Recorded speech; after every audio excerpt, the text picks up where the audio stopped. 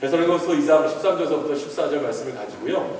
오늘은 바울의 감사 제목이라고 말씀을 전하고자 합니다. 천국에 올라가면 사람들이 놀라는 세 가지가 있다고 합니다. 천국에 올라가서 세 가지 놀라는 게 뭐냐면 올 줄 알았던 사람이 천국에 없다는 거죠. 두 번째는 못 올 줄 알았던 사람이 와 있다는 겁니다. 그리고 세 번째는 그 자리에 나 같은 존재가 있다는 겁니다. 이 세 가지를 여러분 생각해 보십시오. 아무리 세상에서 믿음 생활 잘하고 아무리 이 세상에서 믿음 깊은 것처럼 해도 하나님 보시기에 어떠한 것인지 천국에서 못 만나면 얼마나 불행합니까? 근데 세상에서 볼 때는 저 사람 사람 같지도 않고 인간 같지도 않고 믿음이 없는 것 같이 보이는데 알게 모르게 믿음을 지켰던 겁니다.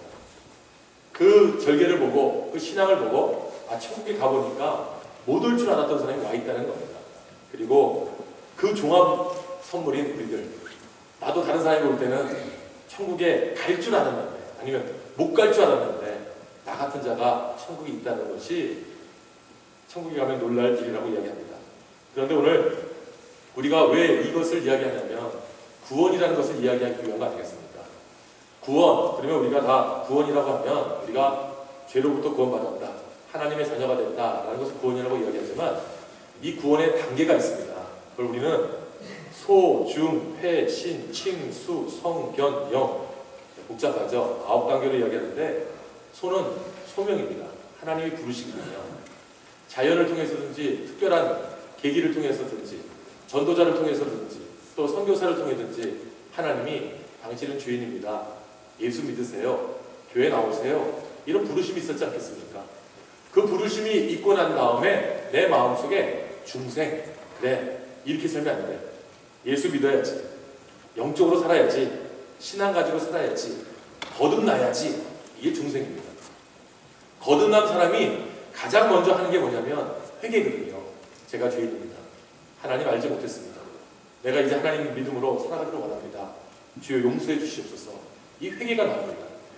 이 회개가 나온 다음에 어떻게 합니까? 그래, 나 같은 죄인을 용서해 주신 하나님을 내가 이제는 믿고 살 거야.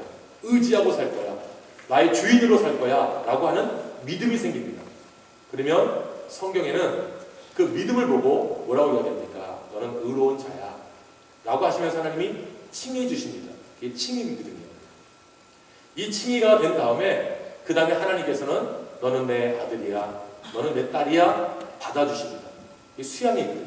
수양 아들, 수양 딸 있지 않습니까?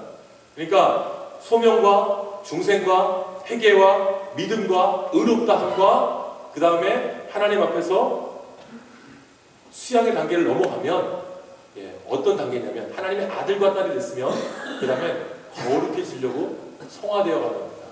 세상적인 정욕, 세상적인 명예 다 놓고 하나님 말씀대로 하나님의 뜻대로 살아가기 위해서 우리 자신을 거룩하게 살기 위해서 노력하는 것이 성화입니다. 우리가 뭐 성인이라고 이야기하지 않습니까? 성자라고 이야기하지 않습니까? 왜 그렇습니까? 우리가 그들을 따라가기에는 힘들지만 그들이 세상을 저버리고도 하나님의 말씀대로 순종하기 위해서 성화되어 가지 않습니까? 이렇게 거룩해져 가면 하나님이 마지막 그 전 단계에 우리를 불러주시기 위해서 이 땅에 임하십니다. 그걸 우리는 견인이라고 하거든요. 자동차 토잉하듯이 하나님께서 우리를 데리고 가시잖아요. 그 데려가시고 난 다음에 마지막 단계에 뭐가 되냐면 영광이 됩니다. 하나님께는 영광, 우리에게도 영화, 기쁨, 이 단계거든요. 이걸 전체를 우리가 구원의 단계라고 합니다. 그런데 이거를요, 그냥 실생활에 우리가 한번 적용해 볼 수가 있거든요. 언제 예수님에 대해서 알게 되셨습니까? 언제 복음을 접하셨습니까? 분명히 어느 시기에 하나님이 불러주신 게 있거든요. 모태신앙을 가지신 분들은 어머니 뱃속에서 어머니가 읽었던 찬송과 성경, 믿음 생활에 대해서 내가 알게 모르게 영적인 유전자가 있기 때문에 믿음 생활 하신 분도 계시지만 대부분의 성도들은 다 복음을 들은 순간이 있습니다. 우리도 120년 전에 선교사들의 그 피와 땀방울로 복음이 전파됐습니다. 개인적으로 저도 저희 아버님이 믿음의 일대잖아요. 전혀 예수님 알지 못했던 사람입니다. 그런데 6.25 전쟁 때 남한에 오면서 부산에서 처음 교회를 나갔다고 합니다. 그때 믿고 난 다음에 목사가 되고 또 목사가 되고 나면서 하나님 앞에 믿음 생활을 시작하고 난 이후에 제가 이대가 됐습니다.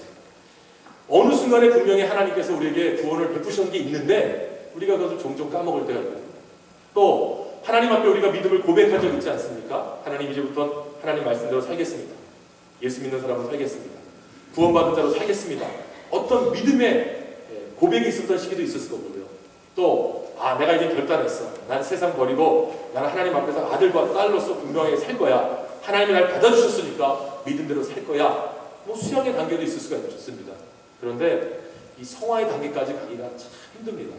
목사도 힘듭니다. 구원을 받은 사람으로서 노력해야 되는데 이 세상과 영적인 도전 앞에 우리가 넘어질 때가 많이 있지 않습니까? 근데 그럼에도 불구하고 오늘 사도 바울은 세 가지를 하나님 앞에 감사를 합니다. 첫 번째가 뭐냐면 하나님의 선택하심에 대해서 감사를 했거든요. 오늘 13절에 보게 되면 주의 사랑하시는 형제들아, 우리가 항상 너희를 위하여 마땅히 하나님께 감사한 것은 하나님이 처음부터 너희를 택하사 성령의 거룩하게 하심과 진리를 믿음으로 구원을 얻게 하셨다.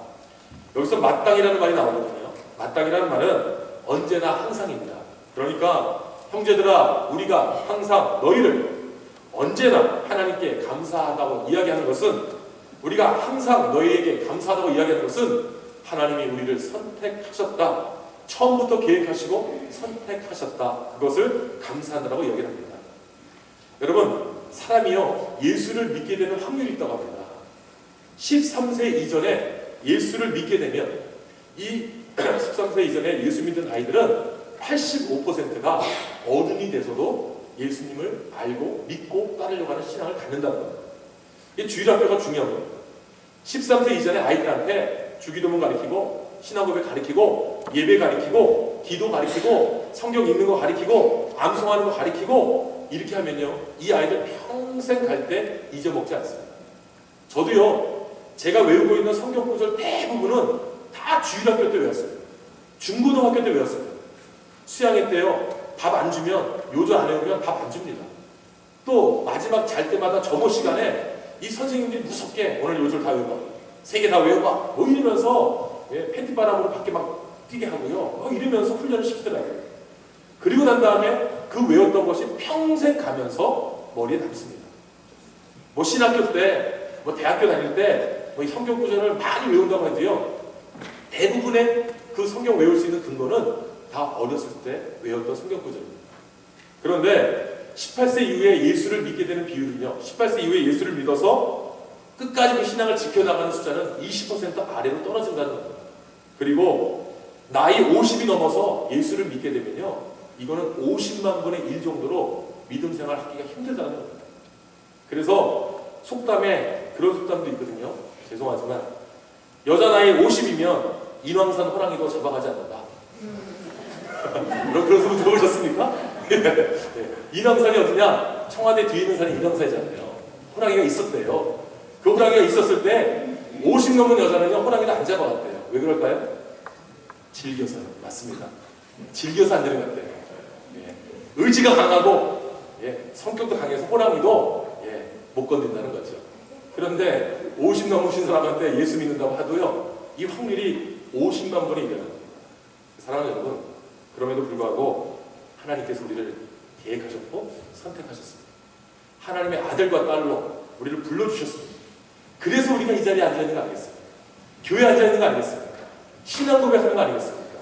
오늘 사도 바울이 하나님께서 태초에 계획 가운데서 우리를 택해 주신 것에 대해서 감사했던 것처럼 오늘 우리도 하나님이 나를 택해 주셨다. 그래서 지금 여기 캐나다 이 해밀턴에 내가 와 있다. 이게 우리가 낭만하고 자잘할 게 아니지 않습니까? 이거 자랑해야 될 것이고 이거 우리가 감사해야 될 것이고 특별히 우리에게 귀한 믿음의 공동체가 있어서 하나님 앞에 서로 믿음을 고백할 수 있도록 하신 것이 얼마나 감사하냐 이거 아니겠습니까? 사랑하는 여러분, 언제 구원받으셨나요? 누구로부터 전도받으셨나요? 누구로부터 교회 나오게끔 여러분들 초청받으셨나요? 하나님이 여러분들을 불러주신 것이 은혜입니다. 그런데 간혹가다 저도 이런 질문을 받거든요. 그러면 목사님, 유관순 언니는 구원 받았을까요? 못 받았을까요? 이순신 장군은 구원 받았을까요? 못 받았을까요? 안중근 선생님은 폭탄을 던지고 난 다음에 구원 받았을까요? 못 받았을까요? 신앙의 배경마다 틀리지 않겠습니까? 저는 그렇게 배웠습니다. 양심에 따라서 하나님이 만약에 그 시대에 그 사람에게 복음이 증거됐을 때 그 사람이 받을 수 있는 마음 바탕이 있었으면 구원받았을 것이고, 그렇지 않았으면 멸망받았을 것이다. 이런 데에서 공부를 해봤습니다. 또 어떤 데에서는 다 구원 못 받는다. 그러면 지금 이 시대에 저 아프리카에서 하나님을 알지 못하는 그 마사이족들, 아니면 무슨 족들이 그냥 그 자리에서 죽으면 구원 받니? 복음이 전파되지 않았는데 구원 받니? 이렇게 이야기할 때 복음이 전해지지 않고 듣지 않고 믿지 않으면 다 구원 못 받는 거야? 라는 곳에서도 공부를 해봤습니다. 그런데 제가 믿는 건 뭡니까? 그럼에도 불구하고 하나님이 나를 선택하셨다. 작게는 어려운 가정 속에서 하나님이 나를 구원하신 것도 감사하고, 또 저희 아버님이 이북 피난민 아닙니까? 평안남도 진남교시 중비성리에서 살다가 이남 와가지고 처음 고등학교 1학년 때 예수 믿게 된 것도 친구 때문에 믿었는데, 그거 만약에 예수 안 믿었으면 제가 이름도 이요한이 안 됐을 것이고 뭐 다른 이름이 됐겠지요. 그런 마음으로 살지 않았겠습니까? 그런데 하나님이 저를 구원해 주시기 위해서 이미 아버지 때부터 또 조상 때부터 하나님의 계획 가운데서 예수님을, 하나님을 알게 하신 거 아니겠습니까? 사랑하는 여러분, 바울이 예수 믿는 확률이 낮아질 수 있는 상황 속에서도 이 데살로니가 교회 교인들에게 너희들에게 감사한 것은 하나님이 태초에 너희를 택하시고 너희들로 하여금 하나님께서 성령의 거룩함과 진리의 믿음으로 구원을 얻게 하신 것에 대해서 감사한다, 이런 고백 아니겠습니까? 그래서 저는 이렇게 생각합니다. 사랑이라는 것은 구원의 동기거든요.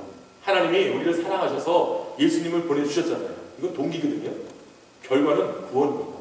그 사랑을 받은 우리, 그 사랑을 옳게 믿고 따르는 우리가 구원받는 거 아닙니까? 그래서 사람이 누가 나를 사랑하는지 아는 방법이 뭡니까?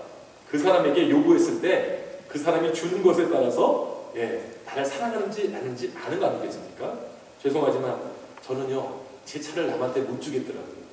빨간 차, 누가 긁으면요 그거 땜빵 하려고 신경 쓰고요.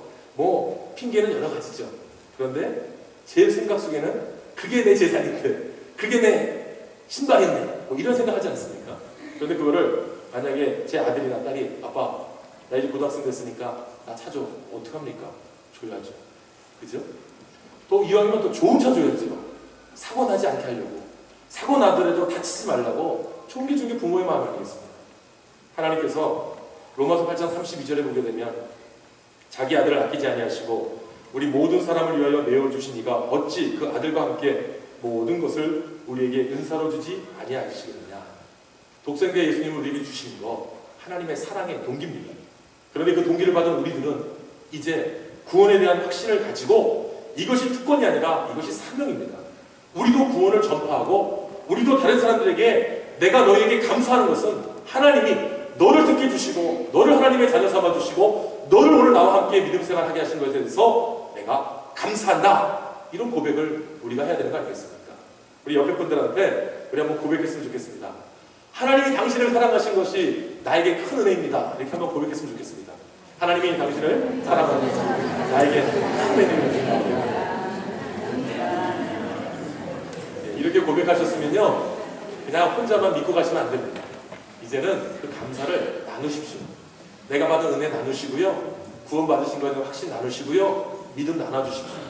그래서 이제는 우리 안에서도요, 하나님의 택함 받은 자의 숫자들이 많아지고 하나님 앞에 감사하는 자들이 많아지고 하나님의 은혜에 대해서 증거하는 자들이 많아져야 될 줄 믿습니다. 두 번째는 바울이 무엇에 대해서 감사했냐면 바로 복음의 진리인 예수 그리스도의 복음을 받은 것에 대해서 감사하지 않습니까?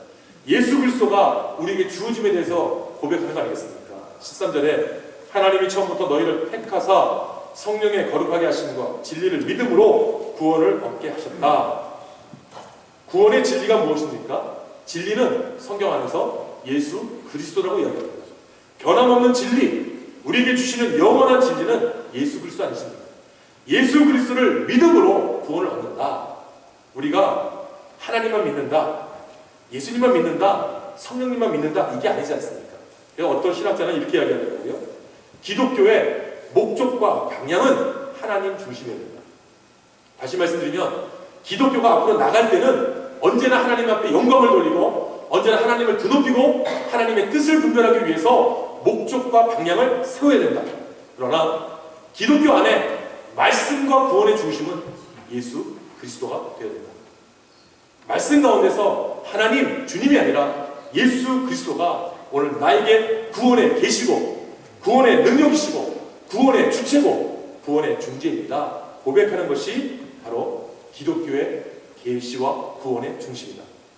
기독교인의 삶의 방향과 실천과 완성은 성부 하나님의 중심이다. 성령 하나님의 중심이다. 성자 하나님의 중심이다. 그 가운데 성령 하나님 중심이다. 다시 말하면 우리가 무슨 일을 할 때든지 우리가 어떤 일을 감행하려고 할 때는 하나님의 방향으로 하고 예수님을 의지하고 하지만 그 안에 성령님이 능력을 베풀어 주시고 은혜를 주시고 감동을 주시고 역사를 주심으로 우리가 실천하고 완성해 가는 것은 성령 하나님 중심으로 나가라 이렇게 말씀하거든요. 그래서 오늘 본문에 보게 되면 성령의 거룩하게 하심이라고 얘기하거든요. 이 성령의 거룩하게 하심이라는 말이 무슨 뜻이냐면 구별짓다, 구분하다는 겁니다. 성령이 임하면 세상 속에 속해 있을지라도 하나님께서 불러내십니다. 성령이 임하면 우리가 비록 부족하고 연약할지라도 하나님이 능력을 베풀어 주십니다. 이것이 성령의 거룩하게 하심이거든요. 그래서 교회도 에클레시아, 불러낸 자들의 모임 이렇게 이야기하지 않습니까? 성령이 역사하시면 세상에 있는 사람들 중에 구원받을 사람들 불러서 모아주시는 겁니다.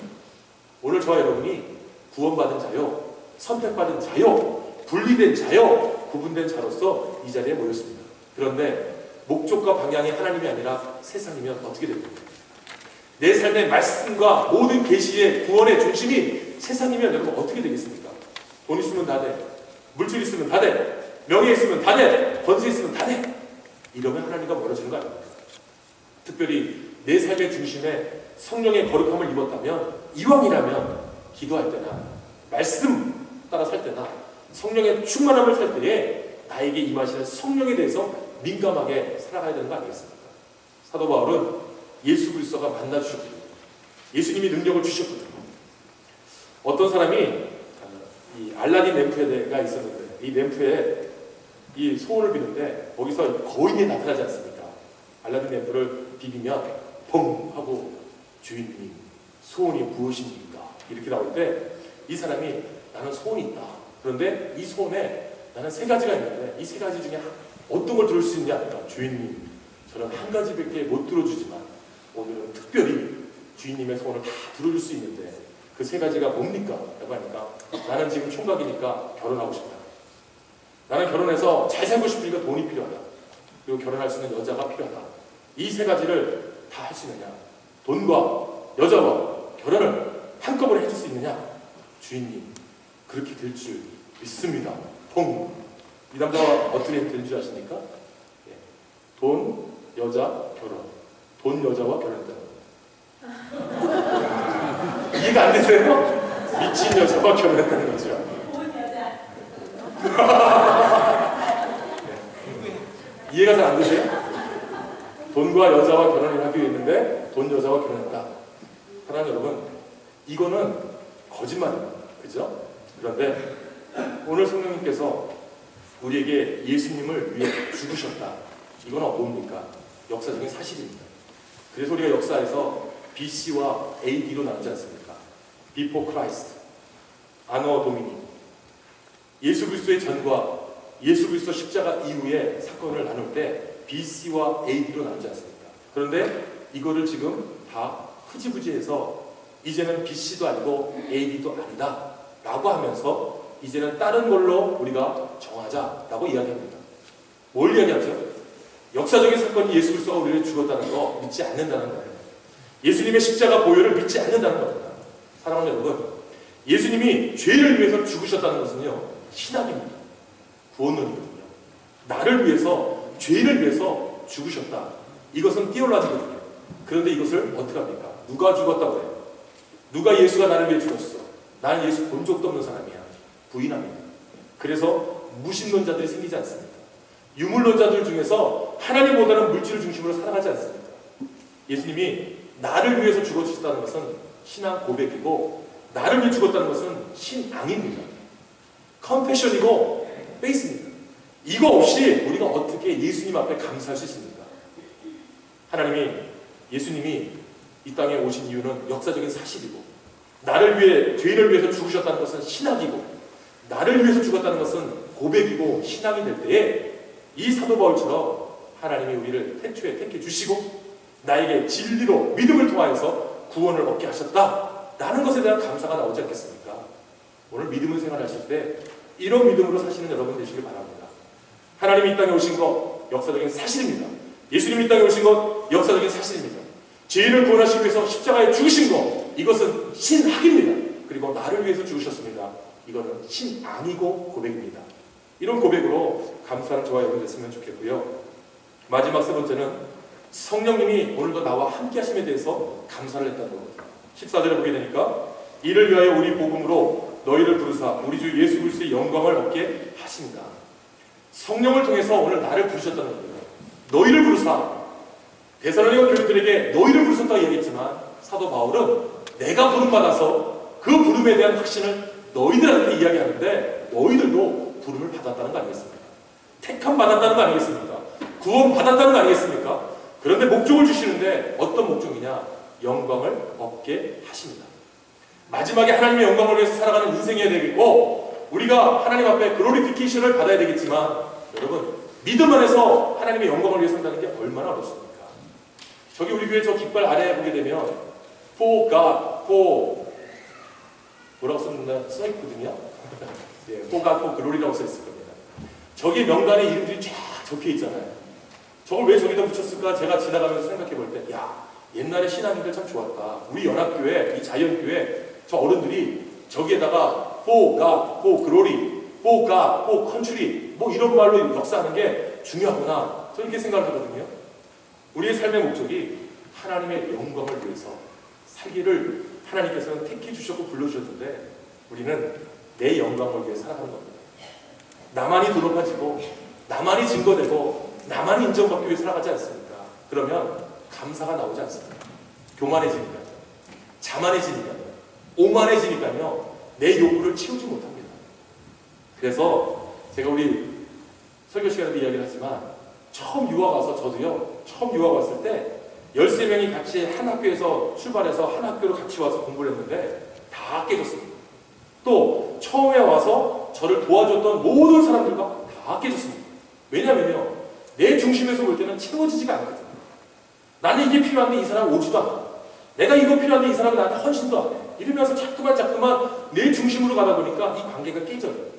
그래서 13명이 함께 유학을 왔는 다 전도사들이었는데 지금 어디서 목회하는지 몰라요.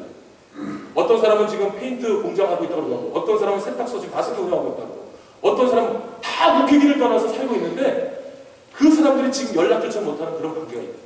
왜 그렇습니까? 나 중심으로 내 생각으로 사니까 모든 것이 막히는 겁니다. 사랑하는 여러분, 우리가 하나님의 영광을 위해서 살겠다. 하나님의 영광과 하나님을 위해서 살겠다. 하나님과 국가를 위해서 살겠다. 하나님과 교회를 위해서 살겠다. 하나님과 믿음을 위해서 살겠다. 모든 것은 영광을 위해서 살겠다는 다짐만 하면 여러분 얼마나 좋겠습니까? 텍사스에 가면 웨코에 베일러 유니버시티라고 하는 기독교 학교가 있습니다. 그 학교에서 처음 시작했던 신학교가 미국에서 가장 큰 신학교인 남침내 신학교입니다. 남서부 침내 신학교, 사우스 웨스턴 베프티스트 티올로지컬 세미나리라고 학생만 4,000명이 모이는 신학교입니다. 그 신학교를 세웠던 목사님의 이름이 조지 트루엣입니다. 지금 달라스 제일침례교회 역대 목사님들 가운데 바로 이 목사님이 계시는데, 이 목사님의 목회 신학이 사우스 웨스턴 침례 신학교의 목회 철학입니다. 영어로 To know Him and to be known Him. 하나님을 알아가는 것, 그를 알아가는 것, 그가 알려지는 것. 이 두 가지가 남서 침례 신학교의 목회 철학이고 학교 교훈이고, 이 달라스 제일 침례 교회의 목표입니다. 다시 이 목사님의 신학을 세우기 위해서 그 베일러 대학교에서 시작됐던 남서 침례 신학교는 이미 다른 데로 옮겨갔고, 다시 조지 트루엣 신학교라는 학교가 세워졌습니다. 10년 전에. 다시 한번 이 목사님의 신학인 하나님을 알기에 힘쓰고 하나님의 알려지기 위해서 노력하는 사람들이 되자라고 하는 그런 목표로 이 학교가 변했다는 겁니다. 사랑하는 여러분, 하나님이 우리를 선택하신 것에 대해서 감사하십니까? 예수님이 나를 구원하신 것을 믿게 하신 것 감사하십니까? 성령님이 나를 불러서 하나님의 영광을 위해서 사용하게 하신 것에 대해서 여러분 감사하십니까? 오늘 바울의 감사처럼 하나님의 선택, 구원에 대한 확신, 그리고 앞으로 나아갈 때 하나님이 나를 이끌어 주시고 사용해 주신다는 확신만 가지면 우리 생활 가운데 감사가 넘치지 않겠습니까? 이민에 오게 하신 것도 하나님의 은혜요. 해밀턴이 연합교회 온 것도 하나님의 은혜요. 또 내가 믿음 생활하게 한 것도 하나님의 은혜요. 이제 내가 그 믿음을 전파하고 그 믿음을 사용하고 그리고 내가 쓰임받아서 귀한 교회 하나님의 영광과 하나님을 위해서 살겠습니다 다짐한다면 여러분 우리가 얼마나 복된 삶이 되겠습니까? 그런 결단과 감사를 하시는 저와 여러분 되시기를 예수님의 이름으로 부탁드립니다. 하나님 아버지 감사합니다.